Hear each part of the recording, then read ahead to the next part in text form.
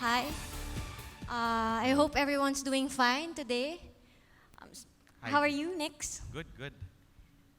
My microphone's making a It's sound. working. I wasn't sure. So let's start. So for those who don't know about Xurpas yet, can you tell us about what you do? Okay, so Surpass, we started a business in November 2001. So we've been around the block for quite a bit. 14th year this year. We started a business actually, interestingly enough, with 1,500 US dollars in paid up capital. And then we listed the company in December 2 of last year. So between the day that we incorporated the company to the day that we listed, we had never raised any rounds of venture capital. And we've actually never taken a loan. So not a dollar of loan, not even from friends and family. So what is it that we do? We call ourselves e-commerce for digital goods. So anything from casual games to mobile stickers to news and the information on the phone, that's what Surpass provides to the mobile customer.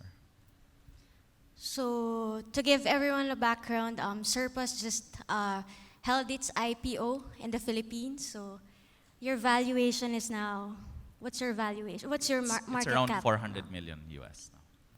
So it's the first, are you the first tech company to hold You know, when an we IPO? when we listed our company last year, we knew that we would be the first and only consumer technology company that would be listed in the Philippine Stock Exchange.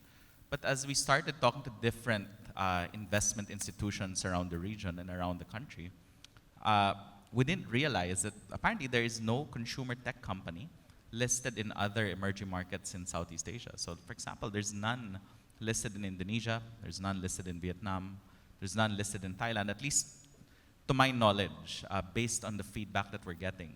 So when we suddenly successfully pulled off our IPO, a lot of these big institutional funds who are tracking Southeast Asia suddenly gravitated towards Surpass. So we knew that it would be a challenge to explain who we were and sort of establish that we were a company that was here to stay for several years onwards. But we didn't realize that we were the only fish in this pond. So there are pros and cons there, but it's been an interesting experience so far. So you said you never took in venture capital, right? How did you manage to build a team? What were the growth strategies you employed? So my dad had a small 40 square meter office in the heart of Makati, which is in Manila, Philippines. So we were able to use his small office for free, so we didn't have to pay for rent.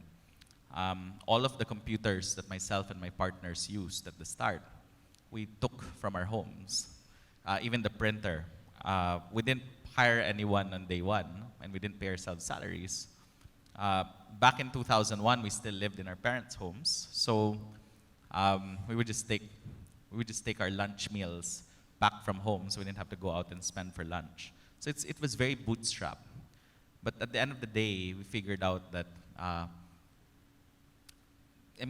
if you look at Surpass's model, we're not a B2C consumer company. We're a B2B2C company. So we work with intermediaries, for example, telecom networks or handset providers, to reach our customers. When you are not a B2C company, you don't really have a cost to acquire a paying user.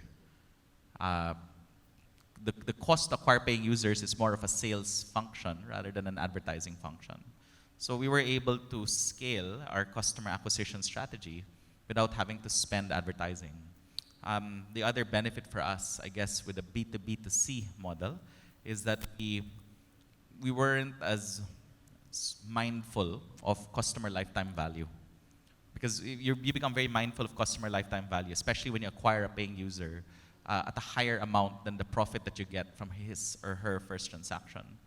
So a B2B2C model, being very mindful of expenses, focusing on intellectual capital rather than physical capital,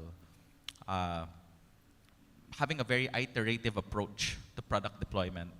So when I say iterative approach, it's very rare that we'll get surprised with a success or failure when it comes to a product launch. We will always launch a product to a subset of our consumers and then measure. And then at the same time, depending on which ones will float and which ones will sink, decide which ones to double down on or which ones to kill. So eventually, at the end of the day, for us, everything is content and distribution. And once we already have access to customers, we try to grow our points of distribution right now to other markets, but at the same time, figure out which content our customers would like to transact on. What led you to create Xurpas? Can you tell us more about your journey? And I know that before Xurpas, you had other internet businesses, right? So what's interesting is my personal journey was I graduated from university in 1998, which was the year after the Asian financial crisis. Couldn't get a job, so I ended up working in a mall branch of KFC, which is the SM North branch, up north in Manila. Ended up starting a website called PinoyExchange.com, which was at the time the largest Filipino online community. Started that with $200. The software was off the shelf. Up to today, I can't program a single line of code. So it's funny that whenever I talk to investment bankers, they all expect me to be an engineer. And they're mostly worried about us speaking very different languages, them talking about financial numbers, me talking about programming code, which is never the case because up to today, I can't program. Pinoy Exchange ended up getting purchased by the Ayala Group, which is a large conglomerate in the Philippines. And I was handcuffed to run the site for at least a year. But once I got to the Ayala Group, I got access to all of this research, realized that there were 6 million cell phones in the Philippines at the time and 2 million PCs. Understanding that there are two core drivers of internet access in any country, which is cost of access, but at the same time, the cost of the device that accesses the internet. Meaning you can't sell toothpaste to people who don't have toothbrushes. Coming from an emerging market like the Philippines, where most of the consumers are not that wealthy, we determined that the access for the internet coming from the cell phone will continue to far outpace laptop or PC access. Concluded the future is mobile and started a company early on in the day to take advantage of this. What was your biggest challenge in Xurpas, and how did you solve it? So, when we started the business, starting it with 1,500 US, one of our competitors raised more than 10 million US back in 2001. I used to be a KFC restaurant manager, so I had no clue how to do the fundraising game and how to even package our company to be attractive to investors. So, if you have a competitor who has 1,000 times the capital that you have, it can be quite daunting. They were led primarily by a team, full of Tier A type of MBA university. So sort of that's the pedigree of their management team. But we stuck to our innovation discipline, our product development discipline, making sure that our costs were low, always having the empathy to determine what kind of products our customers would probably like, having the, being able to really establish the relationship and strong ties with our network partners, the middle B in our B2B2C business model. So just being focused on really driving revenues and managing expenses really became the core of our business. In fact, what's interesting is, when we were so cash focused that when we listed Xurpas, 97% of our assets were cash and receivables. So when we raised money, it was really to grow our business exponentially by reaching out to other markets outside of the Philippines. Before your IPO, Xurpas was mostly under the radar, right? So what has changed ever since you went public? Now that you have public investors' interest to protect, is there a difference in the way you manage your business and make decisions? Well, as we were going through the listing process, our lawyers drafted a 12-page PowerPoint document saying what I can and can't say in any interview. So that's funny because I had to be I very know. mindful of anything I disclose, just because the stock exchange has very strict disclosure rules. So that was a bit of a change. Um, Having to suddenly, because I'm personally a very private person. It's not my normal instinct to go out and really speak to audiences. But because Xurpas was I mean, once it becomes listed at the time, and now that it's listed, it needs a bit of a face to the organization. So unfortunately, I was the one who drew the short end of the stick when myself and my partners, were choosing who amongst us should be the ones to engage the public. So, being a bit more public about who we are as individuals and who the company is something I've had to get accustomed to. At the same time, I've been spending a lot of time talking to different investment institutions. For example, I'm here for the Tech in Asia event, but later on this week, I'll be doing a road show with the different investment institutions. I mean, the UBSs, the Templetons of this world. So I've gotten accustomed now to always balancing, running the business, engaging with investors, and at the same time, having a discourse with the media. So how significant is this IPO for you and for the tech community in the Philippines in general? So an interesting story, the germ of the idea for listing the company was planted for Xurpas around mid of 2013.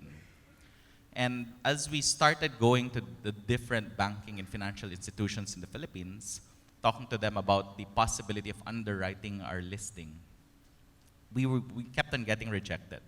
We must have gotten at least 10 rejections from the investment banking community saying, it's very difficult to explain your business. We'd rather not be the ones to take on the risk. Because when an underwriter decides to list your company, they guarantee that all of the shares that you list will be purchased. So none of them were willing to take the risk. Until we eventually got better at explaining who we were and what the opportunities were and started speaking the language of the investment banking community. Finally, a local medium-sized bank in the Philippines decided to take that risk. And then I remember talking to even some foreign institutions. They were saying, why would you list in the Philippines?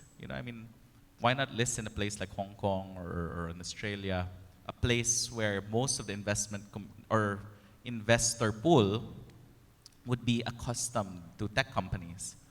And I said, if the challenge for me is to explain who we were and the opportunities that we had for growth, if that's our core challenge, then I'll take it on. Because I think there's a value to being the only fish in a pond rather than being in a much larger market and being one of hundreds of fish in a very, very large pond. So good thing that bet eventually paid off. So you're starting to expand in the region right now, right? What are the opportunities you see? What are the challenges compared to, running your business in the Philippines? Well, we disclosed that we acquired a company, 100% of a company in Indonesia recently. Again, look at our business as if we were, the best analogy would be, think of a Nestle. So a Nestle, fast-moving consumer goods company. There are two ways a physical, fast-moving consumer goods company can grow its business in a very basic sense. One is the average Filipino shopper, for example, who goes to a grocery, will walk out of the grocery with 6 Nestle brands in their grocery bag. For Nestle to grow its business, and I'm sure that's true for the other markets, for Nestle to grow its business, it has to do one of two things, if not two things. One is it now has to, let's say they have a consumer who buys their coffee. The coffee is called Nescafe. They'll think maybe this consumer would also like to buy a creamer with it. We'll call it Coffee Mate. Would like to buy iced tea, let's call it Nestea. Would like that maybe the consumer has a pet. Let's create dog food, we'll call it Alpo. So Nestle will now introduce more products and plug it into its current distribution system. So that's one way for it to grow. So that they want to increase the average basket size from 6 to 7 purchases. The other way for a company like Nestle to grow is to reach more groceries. So that increases its points of distribution. We're not any different. It just so happens that our goods are digital. So as we we have a core set of consumer goods. They just happen to be made out of pixels. We want to reach more consumers by establishing partnerships in multiple territories. So increase our reach of customers through distribution channels is one. But at the same time, we're also looking at what products can we plug in to our existing customer base so that we can increase their average revenue per customer. So our growth strategy is very, very basic. It's very meat and potatoes. Let's move to the more personal questions. So before Xurpas, we chatted before and you shared that before Xurpas, almost all your businesses failed. What were the lessons that you learned that you want to share to aspiring entrepreneurs here in the audience? So before Xurpas, I actually had a myriad of small startups. Well, besides PinoyExchange.com, I had all of these small little food kiosks in a school cafeteria sort of thing. So even back when I was in university, I really wanted to be an entrepreneur. Very basically, I was an average student, never failed the subject, but never quite got the dean's list. So I said, wow, all of my really smart classmates will probably outdo me in the corporate world, because I always view the corporate world as being a very big, a more advanced university. So I said, I have to be an employer, not an employee. So by third year in university, I already started attempting setting up different businesses, borrowing from my parents. None of it really worked, because I was also managing school, my academics, and at the same time trying to run a business. So unfortunately, none of it worked. But I understood how to spot an opportunity. I understood how to do. It's very different when you're doing accounting lessons as an academics course versus doing accounting as a real world exercise for your own business. So unfortunately, the Asian, or maybe fortunately, if you look at it now, the Asian financial crisis hit and I couldn't get a job. So the plan back then in university was, hopefully when I graduate, I'll take over I already have a small business to run and I'll just scale that, but it didn't quite work out that way. And the reason why I chose to work in KFC was I figured, food is probably a good industry to be in. What better way to learn how to run a food business, than to actually be in the trenches in a restaurant. But once I discovered the internet, where suddenly the world is potentially your audience, there was really no turning back for me. So in hindsight, what are things you would do differently? I can't, given the skills I had back then, maybe I would have said, perhaps we could have grown faster. I didn't have to wait for so many years before we listed our company. Maybe I could have played the fundraising game. But the Philippines didn't really have, unless my background would have been in investment banking and I worked in, let's say, Goldman Sachs in New York, decided to do a startup. No one really was able to raise venture capital a decade and a half ago. So it's hard for me to really say, maybe I should have raised money back then. It's interesting because over the years, a lot of our competitors started getting acquired. So we had so many offers for our company to be purchased, but we said no to all of them because simply we said by 2020, everyone in the world will be connected to the internet. I don't want to leave my business at the time when the real opportunity will light up years later. So we had a very long-term perspective. I can't really say, considering how well things had turned out, I can't really say, I wish I would have changed one or two things. Who knows where I would be today if something was different. So final question for you. What's your advice to startups that are in the internet business? We've seen the shift.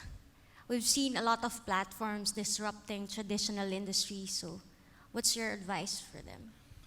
I encounter a lot of startups in Southeast Asia who focus a lot on user growth, but not really so much on the business model. Now that venture capital is starting to become more accessible today versus where I was back then, maybe it's an easier game to play, but I feel that Southeast Asia is still far from, let's say, a Silicon Valley type of environment where you have tens of thousands of VCs looking for companies to fund. I can't imagine something like an Instagram coming out of Southeast Asia or a Snapchat coming out of Southeast Asia where for several years they won't have a business model, just really drive user acquisition, growth to 100 million users, and then figure out the monetization model later. So I think my biggest suggestion is at an early stage, already start to experiment how you will monetize your consumers, because it's a very tough game to play if the funding suddenly starts to dry out. The ability to generate revenue is such a strong advantage to have. Plus, the kind of revenue traction will really increase your valuation anyway. So it's actually accretive both ways, both from a dependency standpoint and from a growth and valuation standpoint. Figuring out your business model early on is a big advantage. Okay. Thank you, Nix. Thanks John. for your insights Thanks, and the everyone. lessons.